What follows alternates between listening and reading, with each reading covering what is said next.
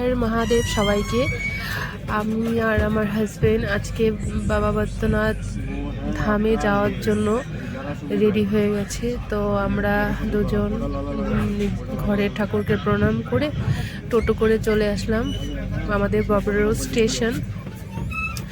তো স্টেশনে চলে এসে দেখি অনেক যাত্রীও যাচ্ছে বাবা ধাম।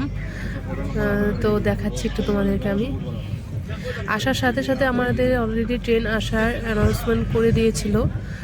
আমরা আস্তে আস্তে একটু লেট হয়ে গেছে, কিন্তু স্টেশনটা আমাদের বাড়ি থেকে খুব একটা দূর না। যাই হোক, আমরা এসে সময় মতো পৌঁছিয়ে গেছি।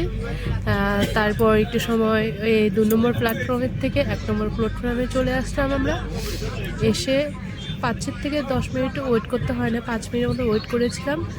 তো আমাদের ট্রেন ঢুকে গেছে। তো এবার আমরা আমাদের কম্পার্টমেন্টে আমরা উঠে যাব। তো আমরা দুজন যাচ্ছি না, আমাদের সাথে অনেক দাদা ভাই আছে, মানে আমার হাজব্যান্ডের বন্ধু দাদা অনেক আছে। সবাই উঠেছি রঙ্গিয়া স্টেশন থেকে, কিন্তু আমরা দুজন উঠেছি বরপেটা রোড স্টেশন থেকে। তো সবাই কে কে আছে সেটাও তোমাদের সাথে দেখাচ্ছি। তো আমাদের কম্পার্টমেন্ট এসে গেছে, আমরা এবার উঠে যাব। আমি এই প্রথমবার বাবা বৈদ্যনাথ ধামে যাচ্ছি। আমার হাজব্যান্ড আগে গিয়েছে, কিন্তু আমি এই প্রথমবার যাচ্ছি। আমার খুব এক্সাইটেড লাগছে, আমি বাবার মাথায় জল ঢালতে যাচ্ছি প্রথমবার। খুবই ভালো লাগছে। তোমরা সবাই আশীর্বাদ করো আমি ভালোভাবে যাতে এখানে কোনো বাবার মাথায় জল ঢালতে পারি। যাই হোক, তো আমরা উঠে গেছি। তারপরে দেখো আমাদের সাথে অনেকেই আছে, আগেই বলেছিলাম কে কে আছে সবাইকে দেখাবো। অনেক আরও আছে, সেটা অন্য কম্পার্টমেন্টে ছিল। তো যে কজন ছিল সেদেরকে দেখিয়ে দিলাম।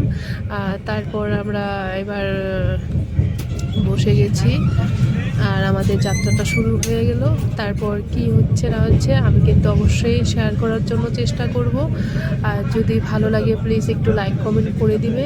আর তোমরা কিন্তু ভেবো না আমি রান্নাবান্না ছেড়ে ব্লগ শেয়ার করছি, কিন্তু এখন তো একটু যাচ্ছি আমি, সেই জন্য ব্লগ শেয়ার করছি। যদি ভালো লাগে একটা লাইক কমেন্ট করব। টাটা।